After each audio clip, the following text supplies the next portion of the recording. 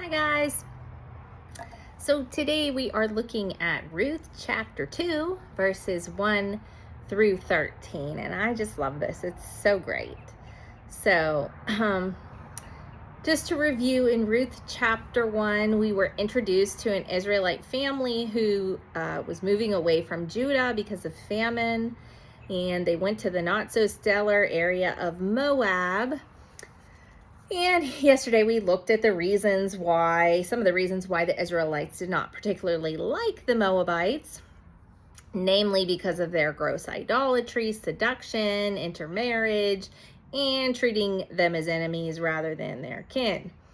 So we saw how Naomi's husband and both her sons died, and she was left with her two daughters-in-law and had decided to travel back home to Bethlehem.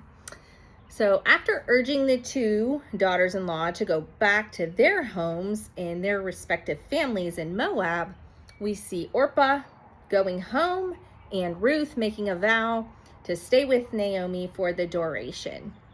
Ruth and Naomi have returned to Bethlehem, and now in Ruth chapter 2, Ruth is going to set out to work and glean the fields to take care of Naomi and herself, and perhaps put herself in a position to meet Boaz. So as chapter 2 opens, we're introduced to Boaz. Boaz was described as a close relative of Naomi's late husband, Elimelech. He's also described as a worthy man. Boaz is later identified as a kinsman redeemer, and these descriptions meant that Boaz could take on the responsibility for taking care of extended family members in situations such as Naomi and Ruth found themselves, potentially. Not obligatory though. So we need to note that because Boaz was a distant relative, he was certainly not obligated. In the tradition of the time, or the Levirate marriage requirements, also mentioned in Deuteronomy 25:5, only a brother living with or in close proximity to the widow was obligated to marry her. So in that time, due to women not being able to provide for themselves as men could, the responsibility often fell to men such as Boaz, who had means and fields, and the responsibility was to allow widows, indigents, the impoverished to glean after them in the fields in order to gather food for their survival.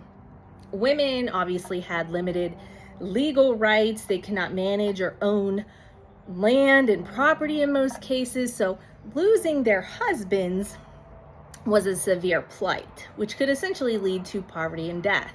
So also, gleaning in fields often left single women open to sexual assault or violent attacks by unknown men that were also in the field. So they were unprotected in this work.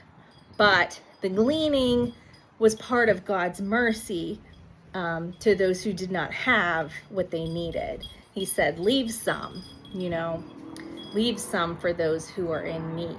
Don't take everything out of your fields. So anyway, there are so many important details to note about Ruth's demeanor and her character that we can find just in these couple little chapters. As chapter 2 opens, we find her asking permission of Naomi, her mother-in-law of her late husband, to glean grain that she might find favor in the sight of Boaz. So Ruth is willing to go out and to work in these dangerous conditions in order to provide for herself and her mother-in-law. Even still, she does not do so without the blessing of Naomi, her relative. So that's number one. Naomi grants permission to Ruth, and she goes to glean food from Boaz's fields.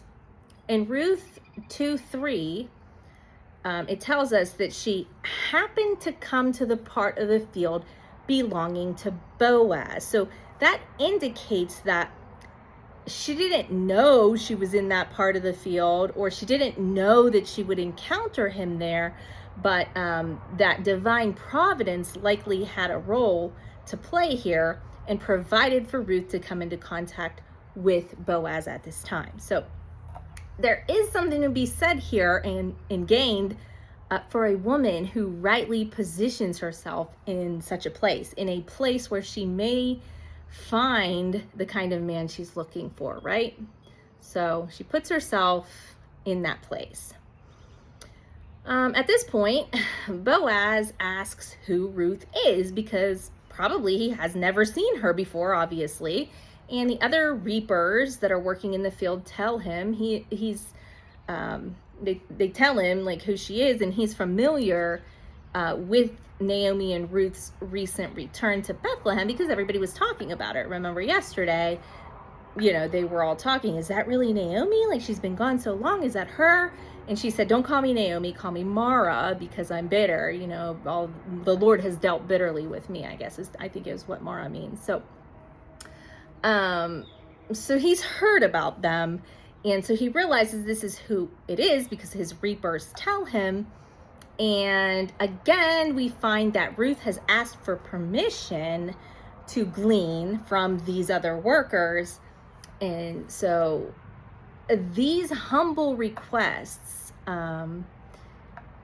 they offer us a glimpse of Ruth's unassuming, modest nature along with her great humility. So Ruth is no doubt recognized by Boaz as hardworking, kind, modest, humble, unassuming, and caregiving as he learns her story. And we know this because he says so directly to her and offers lavish kindness to her in return. Boaz insists that Ruth remain in his fields and not go elsewhere. He tells her he's already warned all of his men not to touch her, right? Don't mess with her. And instead to offer her a drink if she would come to the well where they're drawing water. If she's ever thirsty, go to my men and they will provide for you. So how does Ruth respond to this extraordinary kindness? We need to consider Ruth 2 verse 10. She says, she does. It says, then she fell on her face, bowing to the ground, and said to him, why have I found favor in your eyes that you should take notice of me, since I am a foreigner? So Ruth offers a statement of immense gratitude and humility. She basically says, I don't deserve your kindness. Why me? I'm from a place you don't even like, most likely, and I'm no one to you. And so while most of us are busy asking, why me, when bad things happen, here we have a woman asking, why me, when she is blessed beyond what she thinks that she could be, right? So Boaz responds by telling her how impressed he is with her kindness, care, and concern for her mother-in-law, and how she left her own home to continue on with her. So Boaz sees Ruth as a person and not an object. He sees her as a person and he commends her heart.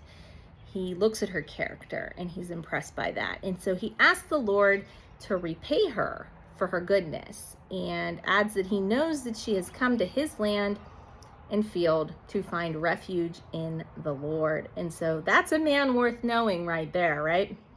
Again, Ruth responds to this with great humility, saying, I have found favor in your eyes, my Lord, for you have comforted me and spoken kindly to your servant, though I am not one of your servants. Ruth 2:13. So Ruth identifies herself as this man's servant. She calls him Lord, and then she goes even further, saying she isn't even one of his approved servants. I'm not even that.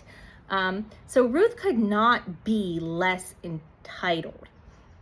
She's simply beautifully humble, and that is something to strive for. That's the kind of woman, and that's the kind of attitude that worthy men with good attitudes are attracted to. That's very clear here. And so as opposed to loudmouth, prideful, entitled, I'm too good for you attitudes that a lot of women today do have. So let's face it, right? So I just want to say, ladies and gentlemen of 2026, note these two people. Note how they interact. Note how their character is in the things that they're doing. This is how you make yourself available for blessing, the blessing of God, right? You're going to the right places. You are having a proper attitude of humility and kindness, hard work, and not being entitled.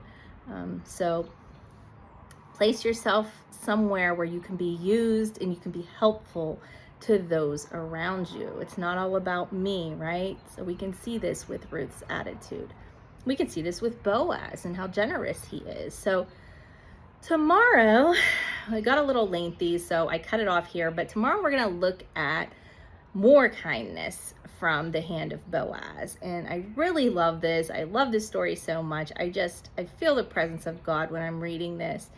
And it just so closely reminds me of my own husband and how he interacts with everyone, really, but how he took me under his wing and how much I was undeserving of him.